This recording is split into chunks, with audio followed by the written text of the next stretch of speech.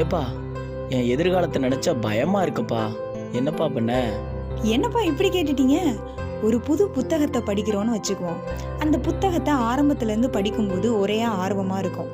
அதன் முடிவு வரைக்கும் படித்து முடிக்கும் பொழுது முடிவில் ஒரு இன்பமான ஒரு காரியத்தை சொல்லி முடிக்கிறாங்க.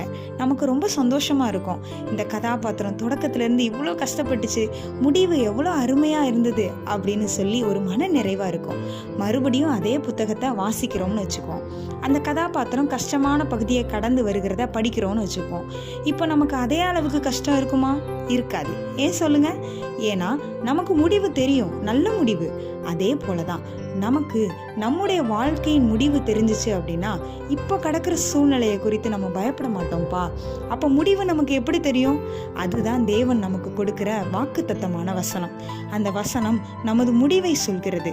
வேத வசனம் இப்படியாக சொல்லப்பட்டிருக்கிறது, நீ பயப்படாதே, என் நீதியின் வலது கரத்தினால் உன்னை தாங்குவேன் என்று. அதனால எதிர்காலத்தை குறித்து பயந்துட்டு இருக்கீங்களா? உங்க வாழ்க்கையின் முடிவு சம்பூரணங்க. அவர் உங்களை தாங்குகிறாருங்க. அதனால பயப்படாதீங்க.